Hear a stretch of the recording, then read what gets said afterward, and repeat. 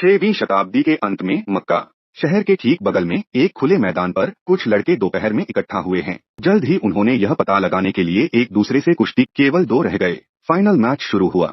दोनों लड़कों ने अंतिम राउंड जीतने के लिए पूर्ण संकल्प के साथ लड़ाई लड़ी, लेकिन अंत में लंबे एक ने दूसरे को कंधे पर उठाया और उसे जमीन पर धकेल दिया। अंत में एक चैंपियन था। चैंपियन का नाम अल वलीद का बेटा खालिद था और हारने वाले लड़के का नाम अमर था, जो अल खत्ताब का बेटा था। इन लड़कों को मजा आ रहा था, एक दूसरे को धक्का देना और हंसना खिलखिलाना। वे बेफिक्र थे। उन्हें उस समय क्या पता था कि दोनों इतिहास में अमर हो जाएंगे, लेकिन अलग अलग कारणों से। उनमें से अल्मा प्राचीन दुनिया के लगभग आधे हिस्से का शासक बन जाएगा और खालिद मानव इतिहास में सबसे सफल सैन्य कमांडर बन जाएगा। 7वीं शताब्दी के उत्तरार्ध में मक्का में जीवन का ऐसा परिवर्तन हुआ कि दुनिया के अपेक्षाकृत अज्ञात कोने के दो लड़के न केवल अरब के इतिहास में बल्कि मानव जाति के इतिहास में भी अपने स्थायी कदमों को छोड़ देंगे। लेकिन अभी के लिए, जैसे ही सूरज क्षितिज पर डूबता है, लड़के शहर में वापस चले जाते हैं, जो उनकी ओर आने वाली घटनाओं के बड़े खुलासे से अनजान होते हैं। खालिद इब्न अल वलीद की हमारी कहानी यहाँ शुरू होती है। कॉलेज पिता अल्लाह वालिद उस समय मक्का के सबसे महत्वपूर्ण लोगों में से एक थे।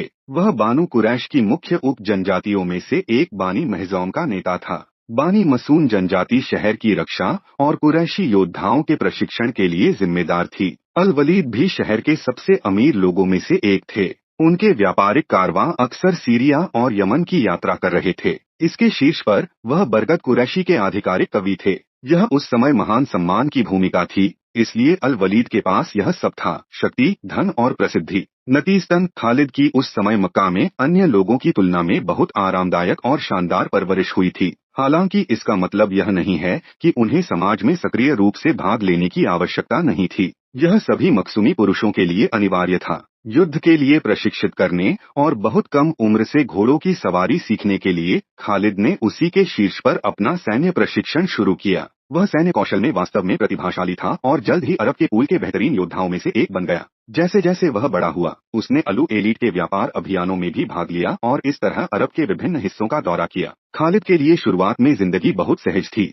7वीं शताब्दी के दौरान वह अपने परिवार के भाग्य का आनंद ले रहा था और हरेश के सबसे शक्तिशाली लोगों के साथ दोस्त था। लेकिन वर्ष 610 से मक्का समाज बदलना शुरू हो गया और इसका कारण पैगंबर मोहम्मद सल्लल्लाहु अलैहि वसल्लम के दिव्य रहस्योद्घाटनों का आना व्यर्थ था।